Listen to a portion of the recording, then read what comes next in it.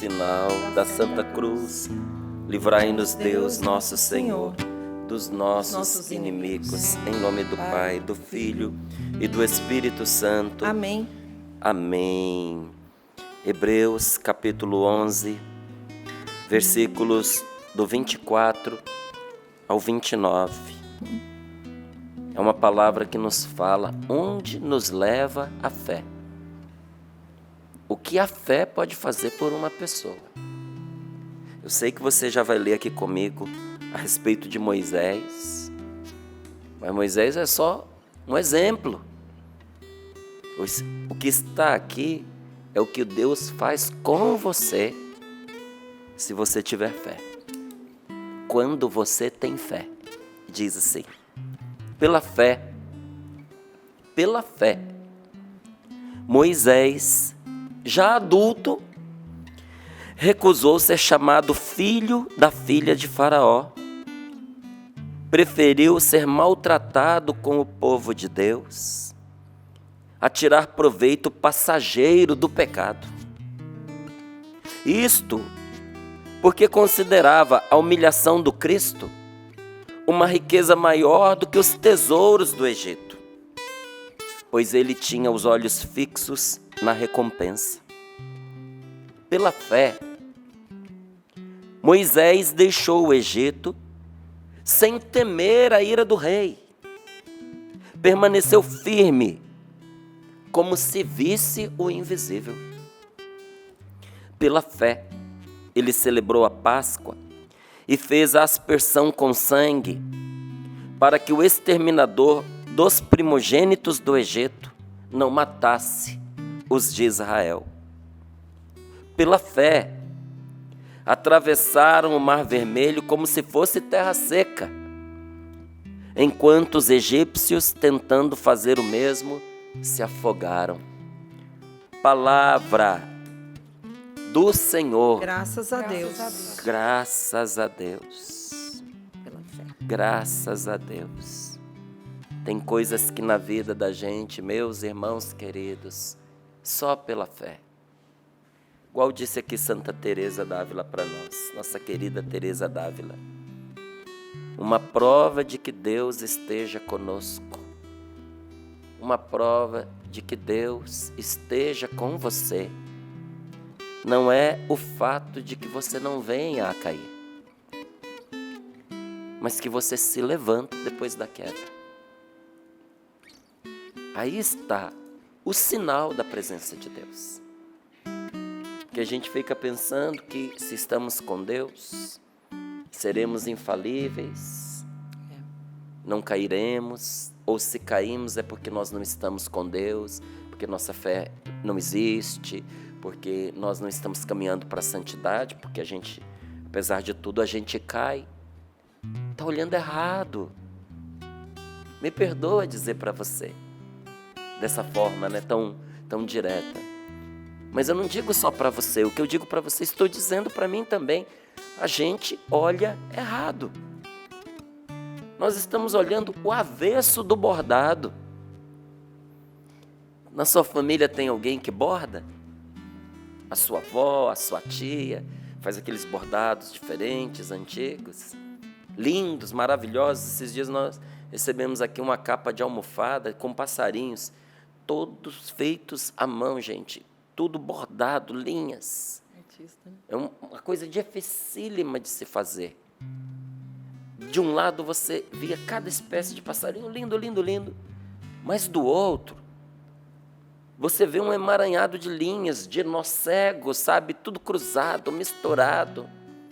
Que não é bonito de se ver.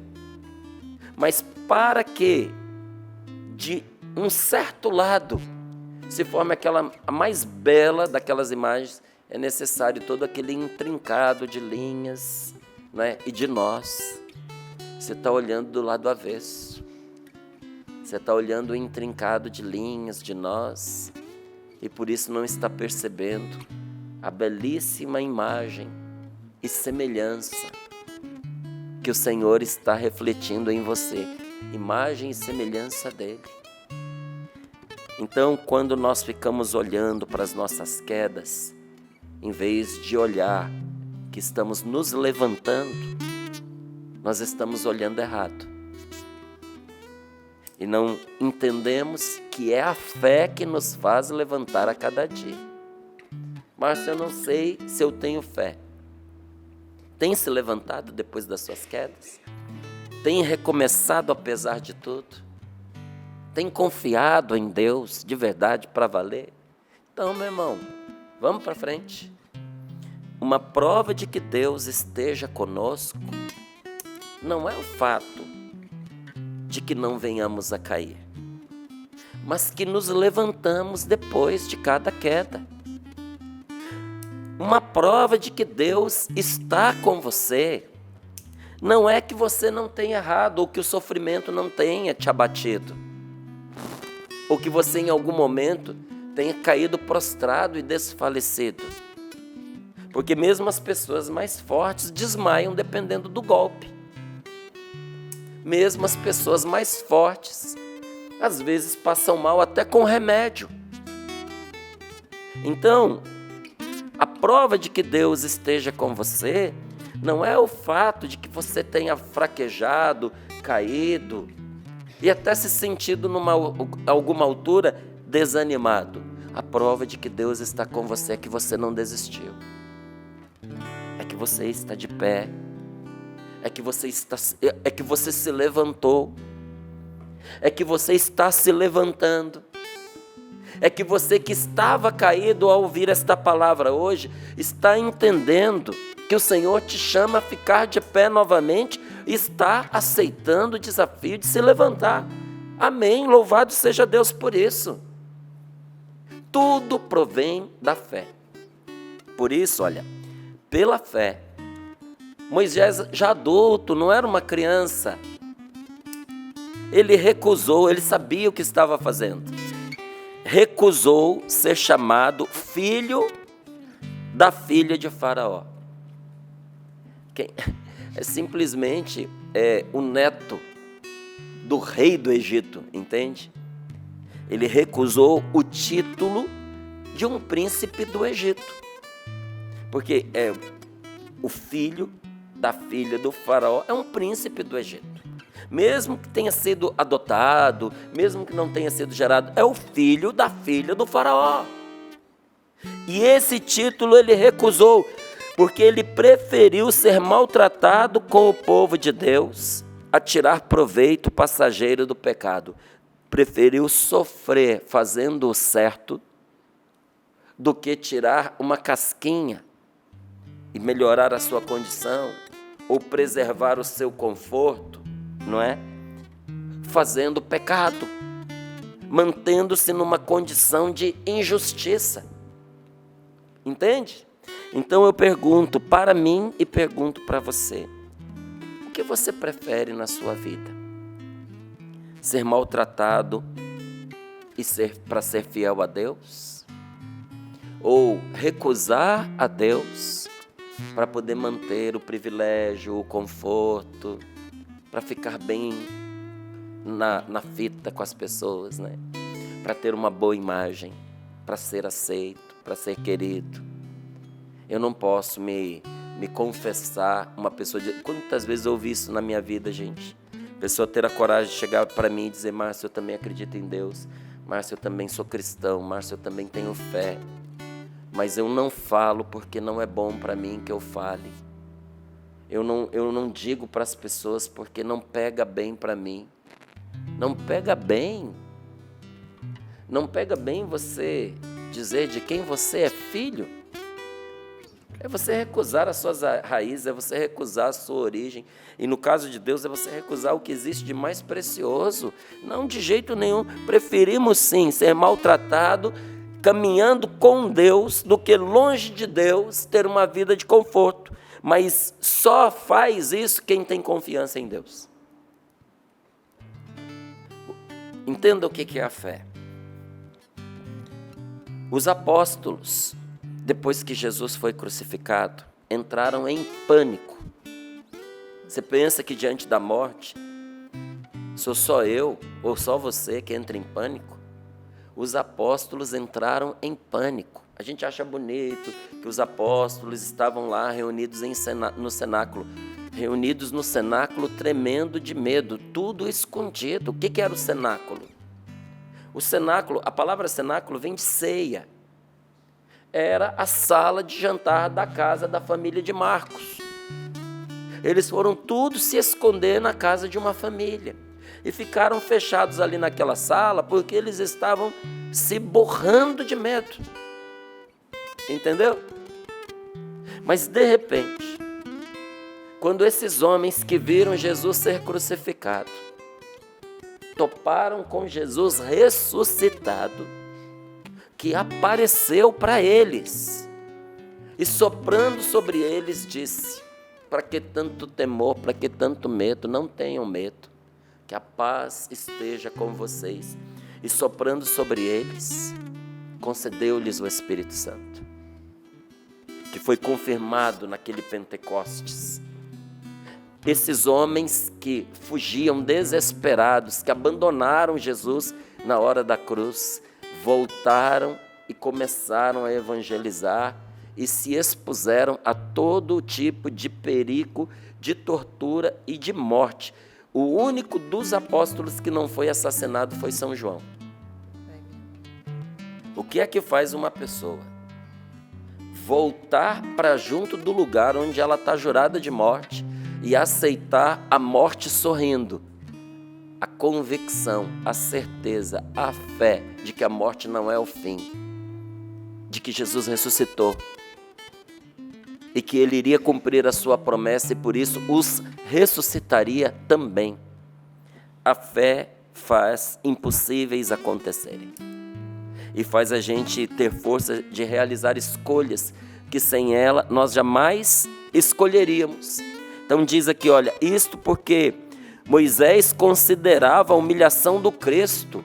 Tudo que em Deus é humilhação é maior, é mais poderoso, é mais forte, é mais precioso do que as riquezas e os tesouros deste mundo. É isso que essa palavra está dizendo. O que em Deus é pobreza é mais rico que os tesouros desta vida. E Moisés entendia isso e tinha os seus olhos fixos na recompensa. Porque de ninguém na palavra de Deus, é claro que quando eu digo isso eu não estou falando de Jesus, né? Estou falando do Antigo Testamento. Ninguém na palavra de Deus, sobretudo no Antigo Testamento, recebeu o título que Moisés recebeu, de amigo de Deus. A palavra do Senhor nos conta que Deus conversava com Moisés face a face, como um amigo conversa com outro amigo. Você acha que Moisés não tinha ideia de que essa vida não é tudo?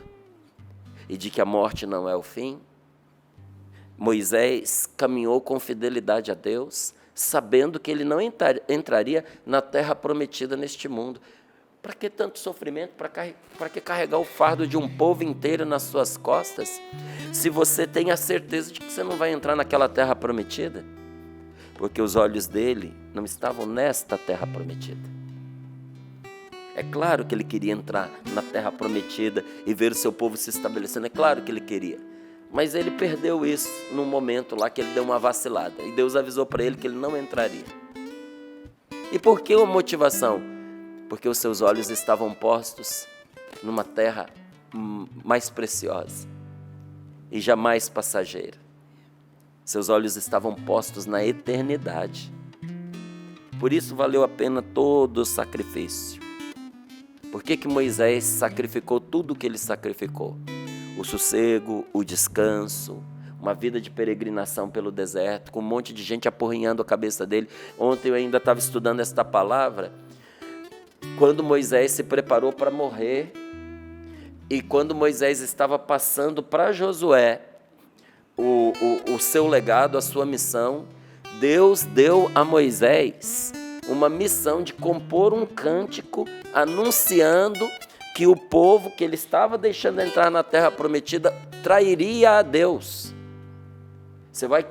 Você vai compor um canto que vai ficar para eles como um testemunho contra eles, de que eles vão me trair, disse o Senhor. E Moisés fez exatamente como o Senhor havia mandado. Reuniu Josué, reuniu os anciãos e disse: esse canto aqui é para que vocês saibam que vocês vão trair a Deus, que quando vocês entrarem nessa terra, vocês vão idolatrar, vocês vão trair o Senhor, vocês vão se recusar a Deus, e isso vai ser uma causa de sofrimento, vocês vão sofrer muito por causa disso. Moisés avisando, vocês vão sofrer muito, e avisando para os chefes, e disse: comigo em vida, vocês foram rebeldes a Deus o tempo inteiro, agora depois da minha morte é que vai desandar de vez. Mas mesmo assim esse homem estava lá. O que faz uma pessoa gastar a sua vida cuidando de gente que vai trair o legado que ele está deixando? Ter os seus olhos fixos numa recompensa que não passa. Pela fé, Moisés deixou o Egito sem temer a ira do rei que veio atrás para despedaçá-lo. E a gente às vezes é covarde. Às vezes a gente se inibe, gente, por medo de tudo enquanto é coisa. Medo de passar fome, medo de não ter dinheiro, medo de ficar doente, medo de que as pessoas nos abandonem, medo de que as pessoas não gostem da gente. A gente abandona coisas preciosas por covardia. E esse homem deixou o Egito sabendo que o faraó viria atrás dele com sangue nos olhos, e foi. Mas Moisés fez o quê? Permaneceu firme como se visse o invisível. Porque a fé, gente, nos faz caminhar como quem vê o invisível. E aqui, olha, muito interessante. Pela fé, ele celebrou a Páscoa e fez a aspersão com sangue para que o exterminador dos primogênitos do Egito não matasse os de Israel. É pela fé. Sabe, há um tempo atrás, eu até contava aqui no Sorrindo para a Vida, e fiz um convite para as pessoas, que foi muito bem aceito. Eu compartilhei que, numa das vezes que eu estive a Israel, eu fiquei impressionado, porque na porta da casa dos judeus, eles têm um tubinho, que se eu não me engano o nome é mezuzá, que fica ali na porta. O que tem dentro daquele tubinho? Um trecho da palavra de Deus, normalmente os 10 mandamentos. E mezuzá significa o anjo guardião das portas. E o judeu religioso, ele não sai de casa sem colocar a sua mão no mezuzá e pedir ao Senhor que não permita que ele saia de casa sem que Deus vá à sua frente. Senhor, se não vai comigo, eu não quero ir. Se o Senhor não vai comigo, não me deixe sair daqui. Porque eles têm consciência dos perigos que nos esperam na rua. A maldade das pessoas, porque tem gente má. A violência, a falta de paciência, a intolerância. Que se a gente fizer com os outros fora, o que às vezes a gente faz com quem está dentro da nossa casa, a pessoa parte a cara da gente. Olha como é absurdo. A gente tem a ousadia de dizer para quem a gente ama o que a gente não tem coragem de dizer para um desconhecido, porque sabe que ele não vai aceitar. Então, sabendo até os perigos em que a gente mesmo se coloca, Senhor, eu não saio se o Senhor não estiver, se o Senhor não for à minha frente. Só que depois de viver todo o dia, quando esse judeu ele volta para sua casa, ele não entra em casa sem colocar a mão ali na mezuzá e pedir a Deus que os males da rua não entrem com ele para dentro de casa. Porque a sua casa é o seu santuário. A sua casa é o lugar da presença de Deus, é sagrado, é o lugar da sua família. Que o ciúme, que a inveja, que a perturbação, que a discórdia fique barrado lá na porta, não possa entrar. E de onde eles tiraram isso? Disso aqui, ó. Quando Moisés celebrou a Páscoa e com o sangue do cordeiro, ungiu, marcou as portas com uma cruz de sangue. E ali naquela porta, naquela casa, onde havia esse sinal, essa cruz de sangue, o exterminador, o destruidor não podia entrar. Não podia entrar, não podia passar da porta. Só que isso é um ato de fé. Porque quando eles fizeram essa prática que Deus lhes inspirou, eles nada mais viam do que o sangue de um cordeiro que eles mataram e uma brocha com a qual eles faziam ali o sinal da cruz na porta. Então, quando eu voltei de lá, eu fiquei muito impressionado. E eu pensava, meu Deus, o verdadeiro sangue espiritual que protege a nossa casa e a nossa família do exterminador, do maligno, daquele que é o ladrão, que Jesus disse que ele é o ladrão, que ele vem para matar, para roubar e para destruir. O verdadeiro sangue que impede a Satanás não é um de um cordeiro, mas do Cordeiro de Deus que tira o pecado do mundo, é o sangue de Cristo. E está lá, graças a Deus, e isso é bem dito, está lá Mezuzá com a palavra de Deus dentro, mas nós temos a cruz de Cristo e não pomos nas portas das nossas casas. E não oramos antes de sair de casa. E não rezamos quando entramos na nossa casa, porque nós não temos fé de que a oração preserva a nossa vida. E olha, foi muita gente que aceitou esse convite. Nós fizemos na época uma cruzinha de madeira. Depois, com o Clube de Evangelização, nós fizemos ali aquele ímã com a medalha das duas cruzes, que nós colocamos, entronizamos nas portas das nossas casas, pedindo a Deus o mesmo. Porque qual é a nossa fé? A fé é que não é um sangue de cordeiro, mas é pela oração que o sangue de Cristo sela a nossa vida. E com isso nós nos preservamos da morte, e muitas vezes da morte física, mas sobretudo da morte espiritual. Pela fé, presta muita atenção nesse versículo. Pela fé, atravessaram o Mar Vermelho como se fosse terra seca, enquanto os egípcios, tentando fazer o mesmo, se afogaram. Gente, o mesmo percurso afoga uns e salva outros. Por que tem coisas, situações em que uns passam e outros ficam? O que diferencia essas pessoas? A fé. Quem não tem fé desfalece no meio do caminho. Eu e você precisamos ser pessoas de fé. Olha, todas as vezes que nós resolvemos romper com o mal, e eu gostaria muito que você guardasse isso no seu coração, todas as vezes que você toma a decisão de abandonar um mau hábito ou enfrentar um problema, as dificuldades, elas se agravam antes de se resolverem. Você nunca percebeu isso? Todas as vezes que você toma a decisão de mudar, as coisas pioram antes de melhorar.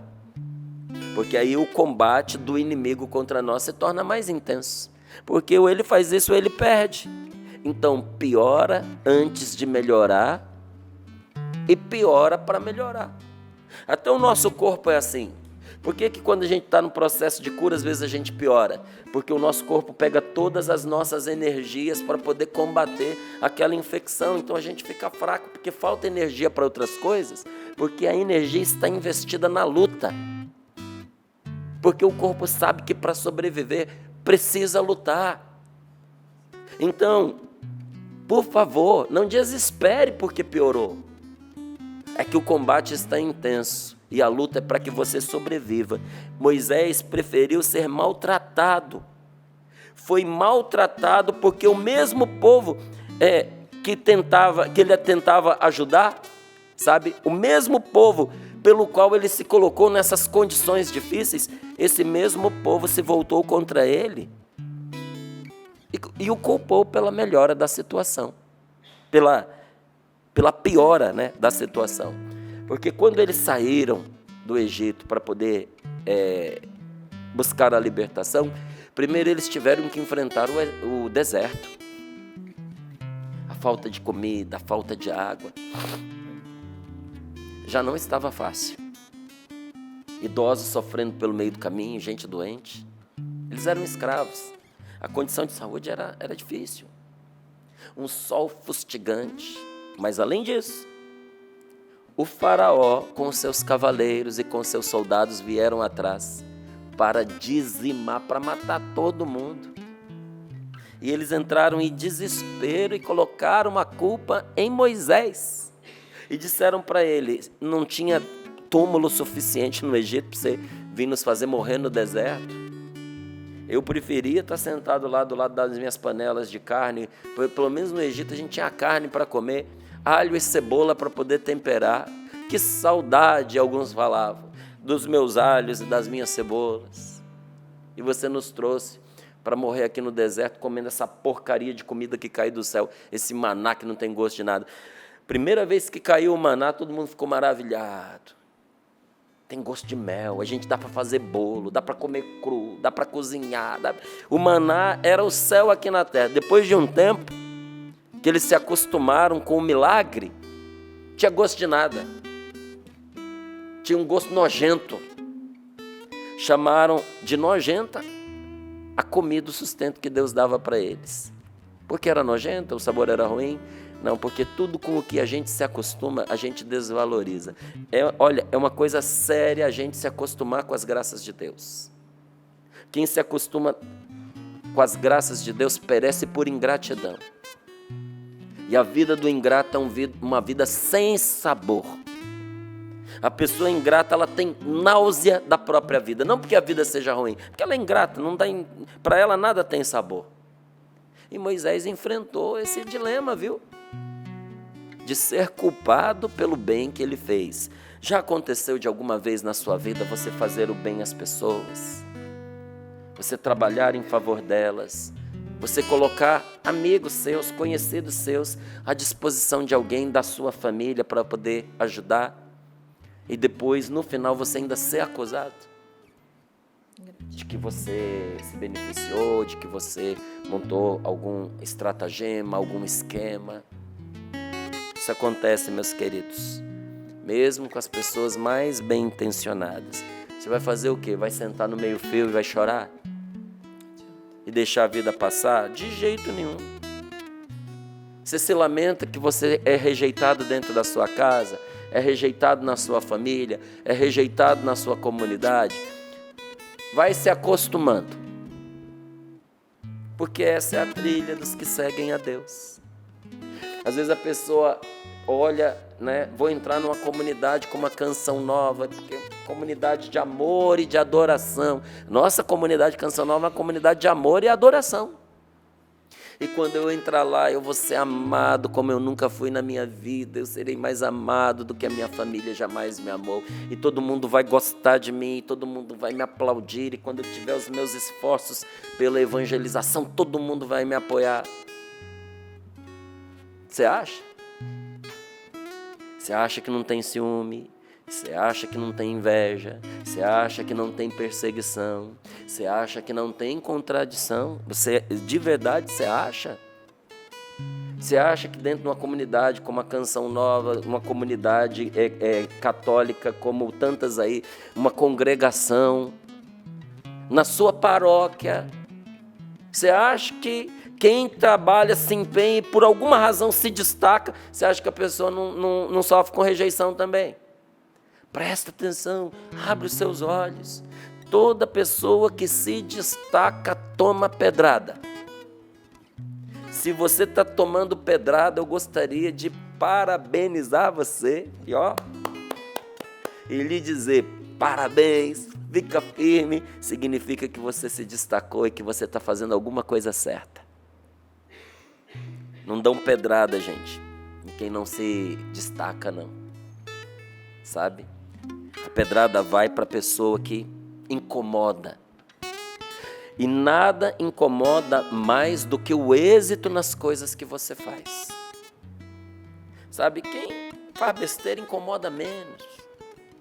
A pessoa faz, olha, tem gente que faz miséria e o povo olha, às vezes precisa tomar alguma medida, mas tem até dó, tem compaixão. Às vezes a pessoa faz uma coisa escandalosa, precisa ser mandada embora por causa do escândalo que a pessoa promoveu. Mas qual é o sentimento? Que dó, que pena, compaixão. A pessoa não fica incomodada. Mas quem está tendo êxito, sucesso, quem está fazendo alguma coisa certa, quem promete se destacar, prepara para a pedrada. E às vezes começa dentro da casa, às vezes começa dentro da família, porque a gente se ilude pensando que nas nossas famílias as pessoas não têm ciúme, as pessoas não têm inveja, e diz assim, não, mas não é possível, meu irmão, minha irmã, meu pai, minha mãe, meu filho. Gente, não tem a ver com o grau de parentesco, tem a ver com as doenças e as inclinações para o pecado que a pessoa traz dentro de si. Moisés tinha sido rejeitado 40 anos antes, quando pela primeira vez ele tentou libertar os seus. Essa vez que deu certo não foi a primeira. A primeira vez Moisés tentou, e nessa de tentar pela força, tentar fazer o bem com as próprias forças e com os próprios estratagemas. O que aconteceu com Moisés? Se tornou um assassino. Não produziu nenhum efeito bom e ainda cometeu um pecado. Apavorado com o pecado que ele cometeu, ele fugiu e ficou 40 anos escondido, com complexo, com medo de ser encontrado e de ser morto. Mas o pior para Moisés foi a ferida de ter sido rejeitado pelas pessoas que ele só queria ajudar. E essa ferida fez com que ele se separasse deles. Durante 40 anos, Moisés não quis saber da família dele, Moisés não quis saber do povo de Israel. Ele se escondeu lá em Madiã, entende? Como se ele fosse um estrangeiro, um homem que estava no topo do Egito, qualificado, falava idiomas, com cursos de formação, PhD, NBA, né? MBA, em várias vertentes.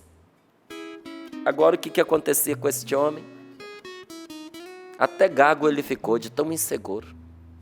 Se você ler, você vai ver que ele desenvolveu uma gagueira. Ele queria ver o diabo, mas ele não queria ver o povo dele. E se não fosse o seu encontro pessoal com Deus, nunca voltaria a eles. Quem foi que curou o coração de Moisés em relação à sua família, ao seu povo? O encontro pessoal com Jesus. Gente, eu vou morrer proclamando, pregando a importância de ter um encontro pessoal com Jesus, porque só eu sei o que isso fez na minha vida. Eu sei que tem muita gente que é chamado por Deus a pregar a catequese, a dar aula de teologia, não é o meu caso. Não é que eu não aprenda, que eu não seja bom. Consigo aprender qualquer coisa e ensinar qualquer coisa, mas eu quero gastar o meu tempo com aquilo que para mim foi o mais importante. Para mim. Porque a gente precisa dos doutores, a gente precisa dos teólogos, a gente precisa dos catequistas, dos aprofundamentos. Mas o que mudou a minha vida foi meu encontro pessoal com Jesus. Tudo mais é consequência disso. Tudo mais vem por acréscimo. Não adianta eu querer dar catequese para quem não teve encontro pessoal com o nosso Senhor. Aí o alimento é duro demais, é sólido demais, a pessoa não digere. Gente, quem não tem estômago para comida sólida é capaz de morrer com ela. Então, por mais que você possa oferecer um alimento mais sólido, se a pessoa não tomou primeiro o leitinho da fé, e esse, olha, é o melhor leitinho que tem. É o do encontro pessoal com Jesus, ela não vai para frente. E agora Moisés, pela segunda vez, ele vê se repetir exatamente a mesma experiência dolorosa. Ele é repudiado de novo. Põe o dedo na cara dele e diz: miserável, você lá atrás quase ferrou a nossa vida e voltou depois de 40 anos para nos matar no deserto, seu maldito. Vamos passar a mão nas pedras, vamos matar esse desgraçado. A gente vai morrer, mas ele vai morrer primeiro. Os egípcios vão nos matar, mas quem vai matar eles somos nós. Só que dessa vez Moisés tem uma arma para lutar.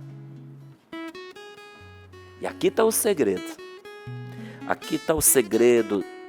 A cura da rejeição, quem nos dá é Deus, mas proteger-se de novas rejeições é por esse segredo que eu vou te contar aqui agora. Qual era a arma secreta que ele tinha? Moisés não buscava mais um benefício pessoal. Ele não queria mais ser o salvador do seu povo. Não buscava aparecer, e sim servir desinteressadamente a outros. Ele tinha mudado de atitude. E por isso, dessa vez, a rejeição não tinha poder nenhum sobre ele. Ele pouco estava se lixando para o que pensavam dele. Ele só queria ajudar essa gente, independente deles merecerem ou não. É minha família, é o meu povo. Não merece, mas eu vou ajudar. Ele tinha dominado essa serpente. Agora é interessante, né? Como as mesmas dificuldades despedaça a uns e servem de libertação para outros. No caminho da saída, da libertação, o mar que se abriu para dar escape a alguns foi o mesmo que afogou a outros. É incrível a palavra de Deus, como ela é verdadeira.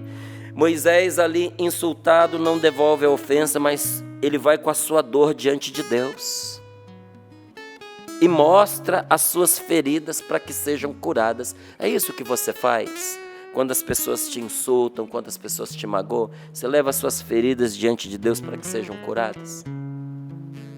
Às vezes, quando a gente fala de certas verdades que aconteceram na nossa vida, algumas pessoas pensam que a gente está magoado, que a gente não esqueceu, que a gente está rancoroso. Não! Perdão não é amnésia, e a gente não pode esquecer o passado sob o risco da gente cometer os mesmos erros. A gente precisa lembrar, mas não com rancor, não com mágoa.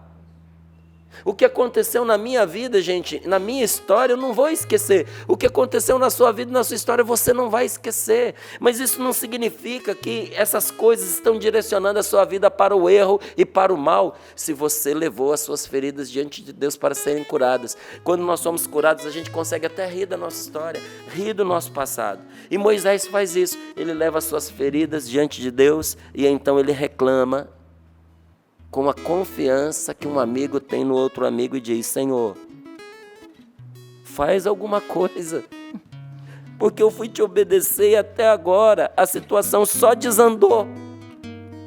E Deus, com atitude de pai compreensivo, para isso você vai ter que ler Números, Deuteronômios, tá certo? Deuteronômio, para você entender todo esse contexto ali, que são várias palavras que a gente precisa trazer nessa partilha.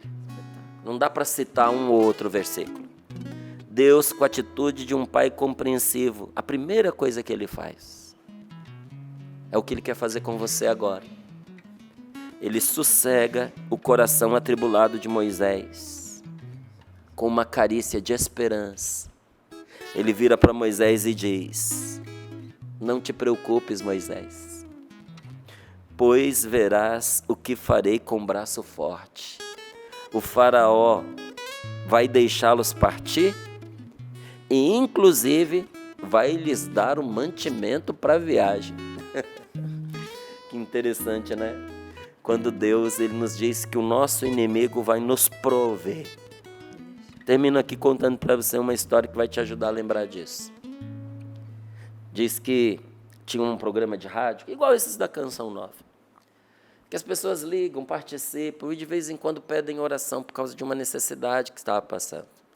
E tinha uma senhora, a Dona Maria, que ela era conhecida, até porque ela participava sempre, era uma mulher muito católica, muito religiosa, e de tanto ela participar, e o lugar onde ela morava era muito conhecido, as pessoas até sabiam, mesmo sem ter ido lá, onde era a casa dela.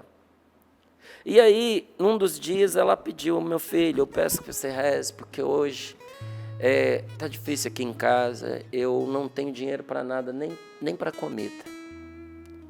Então, vamos pedir a Nosso Senhor, porque hoje não tem o que a gente almoçar. E disse que um satanista estava passando pelos canais de rádio e parou bem na hora e ouviu. Ele falou: eu vou mostrar para essa mulher quem é que tem poder, quem é que tem força. Eu vou fazer uma pegadinha com ela, pois eu vou levar para ela uma cesta de mantimentos, eu vou levar para ela aquela cesta básica caprichada.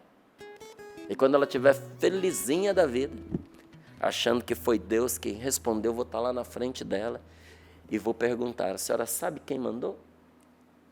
E quando ela me disser que é Deus, eu vou dizer: é o diabo. E ele fez do jeito que fez. Chegou lá, uma cesta bem bonita, preparada, colocou na porta dela, tocou a campainha e ela veio atender. E quando ela viu, ela disse: meu Deus, que coisa! Há quanto tempo eu não comia? E abraçou o cara e agradecia. E aí ele se preparou e perguntou para ela: a senhora sabe quem mandou? Ela: não precisa dizer, meu filho, porque quando Deus manda, até o diabo obedece. Então, meu querido, põe a sua confiança em Deus. Porque quando Ele manda, até o diabo obedece. Vamos rezar? Ai, gostei. Peçamos uma fé viva, uma fé nova, e sempre que nós nos coloquemos nessa atitude de fé, acreditando sempre no melhor de Deus. Cantemos juntos. Meu Senhor e meu Deus, meu Senhor e meu Deus, meu Senhor e meu Deus, eu creio, mas aumenta a minha fé.